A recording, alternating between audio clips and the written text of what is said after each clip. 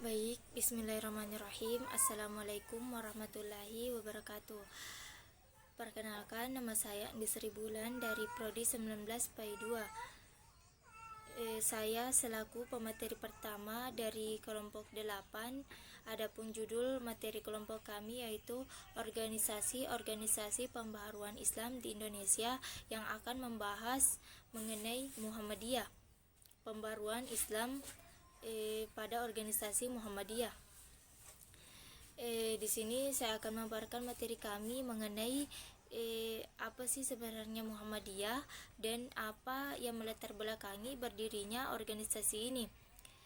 Langsung saja, Muhammadiyah merupakan organisasi Islam terbesar di Indonesia, di mana nama organisasi ini diambil dari nama Nabi Muhammad SAW.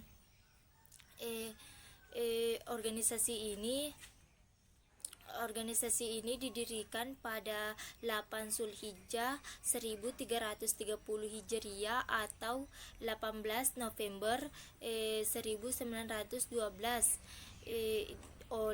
didirikan oleh Muhammad Darwis atau lebih dikenal dengan Kiai Haji Ahmad Dahlan.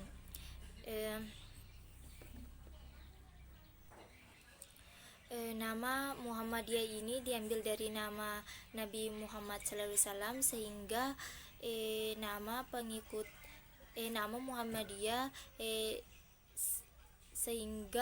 Muhammadiyah juga dapat dikenal sebagai orang-orang pengikut Nabi Muhammad SAW. Adapun yang melatar belakangi adapun latar belakang Ahmad Dahlan memberikan Kiai Haji Ahmad Dahlan memberikan nama Muhammadiyah karena masyarakat pada saat itu masih asing dengan nama Muhammadiyah, sehingga ada celah untuk memberikan penjelasan dan keterangan seluas-luasnya mengenai organisasi ini, dan organisasi ini tentang agama Islam sebagaimana yang dianjurkan oleh Rasulullah SAW. Adapun latar belakang berdirinya Muhammadiyah, alasan atau keinginan Kiai Haji Ahmad Dahlan untuk mendirikan organisasi ini yang dapat dijadikan sebagai alat perjuangan dan dakwah untuk menegakkan amar ma'ruf nahi mungkar yang bersumber pada Al-Quran surah Ali Imran ayat 104 sebagai sumber gerakan sosial praktis untuk mewujudkan gerakan tauhid. Baiklah, itulah pemaparan singkat dari saya mengenai Muhammadiyah dan latar belakang berdirinya. Saya rasanya itu lebih dan kurangnya mohon dimaafkan. Wassalamualaikum warahmatullahi wabarakatuh. Bismillahirrahmanirrahim. Assalamualaikum warahmatullahi wabarakatuh. Sebelumnya, perkenalkan, nama saya Jus Kumala Dewi dari kelompok 7. Nah, adapun materi kami yakni tentang organisasi-organisasi Islam, pembaharuan Islam di Indonesia. Nah, di sini kami akan terfokus membahas organisasi Muhammadiyah. Nah, di sini saya sebagai pemateri kedua akan melanjutkan dari pemaparan pemateri pertama. Nah, di sini saya akan memaparkan sekaitan tentang Muhammadiyah dan gerakan pembaharuan pendidikan. Nah, gerakan pembaharuan yang bermula dari pemikiran keagamaan akan menambah dalam perkembangan berikutnya, akan menambah dalam bidang pendidikan. Nah, hal ini sangat wajar karena pendidikan merupakan salah satu tongkat dalam upaya mewujudkan produk pemikiran. Nah, di sini Muhammadiyah tidak semata-mata dilihat dari segi intelektualitasnya, tetapi justru yang utama itu mengenai cara, pendekatan dan aplikasi perjuangan dengan aplikasi perjuangan yang berjalan dengan sisi yang berbeda. Nah, di sini Muhammadiyah justru menjadikan pendidikan model barat itu langkah alternatif yang diteladaninya. Nah, padahal mereka itu tergolong non muslim. Nah, Langkah tersebut ya disebabkan oleh keadaan yang berlangsung, yang mana pendidikan model barat itu lebih maju dibandingkan pendidikan tradisional yang masih tradisional, seperti halnya pondok-pondok pesantren atau surau. Maka ketika Kiai Haji Ahmad Dahlan ya melihat sekolah-sekolah Nasrani berkembang dan banyak anak-anak muslim, bahkan anak-anak dari tokoh masyarakat masuk ke sekolah tersebut, nah beliau berpikir dan prihatin ya, serta berpendapat bahwa ya ketika anak-anak keluarga miskin tidak bersekolah atau sekolah Nasrani, nah maka kedua-duanya tidak menguntungkan dalam jangka panjang bagi perkembangan Islam.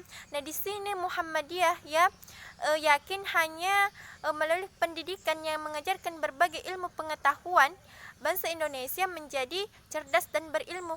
Nah sebenarnya pendidikan yang dilontarkan itu pada hakikatnya sebuah pendobrakan dari kultur pendidikan yang mentradisi. Nah oleh karena itu cita-cita pendidikan yang dilontarkan oleh Kiai Haji Ahmad Dahlan meliputi 3 aspek, yakni yang pertama baik budi alim dan agama, yang kedua itu luas pandangan alim dalam ilmu-ilmu dunia, yang ketiga bersedia berjuang untuk kemajuan masyarakatnya.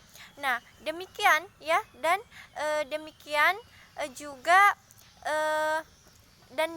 juga tujuan pendidikan Muhammadiyah ini dirumuskan pada tahun 1936, disempurnakan lagi pada tahun 1955 di Pekalongan, yaitu membentuk manusia muslim berakhlak mulia, cakap, percaya diri sendiri, dan berguna bagi masyarakat dan negara. Nah adapun pelaksanaan pendidikan yang meniru model barat dan kemudian diislamkan, yaitu dengan memberi materi pelajaran agama pada sistem pengajarannya. Nah di sini berarti Muhammadiyah ingin mempertahankan iman pada satu sisi, dan di sisi lain ingin agar warga didiknya itu mampu berbuat dalam periode modern yang bercirikan dengan kemajuan ilmu, pengetahuan, dan teknologi. Nah oleh karena itu kurikulum yang dicetuskan oleh Muhammadiyah mengambil kurikulum pendidikan yang dibuat oleh pemerintah, menambah kewajiban mengikuti pertama PAI ilmu dan penghayatan agama Islam. Yang kedua, pendidikan ke Muhammadiyah meliputi pengertian, penghayatan, pengalaman ajaran Islam yang dilaksanakan oleh Muhammadiyah di samping keorganisasian Muhammadiyah. Nah adapun yang ketiga itu Pancasila atau Undang-Undang Dasar 1945 dari sistem yang diperkenalkan Muhammadiyah ini. Nah maka menurut Nakamura ya pendidikan tersebut itu memperoleh hasil yang berlipat ganda. Adapun yang pertama itu menambah kesadaran nasional bangsa Indonesia melalui ajaran Islam. Yang kedua ya melalui sekolah Muhammadiyah ide pembaharuan dapat disebarkan secara luas. Nah adapun yang ketiga itu dapat mempromosikan penggunaan ilmu praktis dengan pengetahuan modern. Nah demikianlah upaya Muhammadiyah dalam mencerdaskan masyarakat.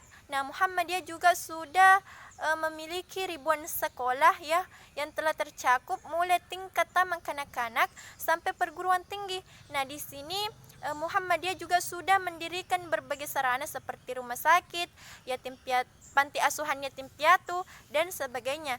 Nah dan yang paling menonjol ya dalam sistem pendidikan itu adalah perguruan tinggi. Baik, demikianlah yang sempat saya sampaikan. Saya tutup dengan ucapan wassalamualaikum warahmatullahi wabarakatuh.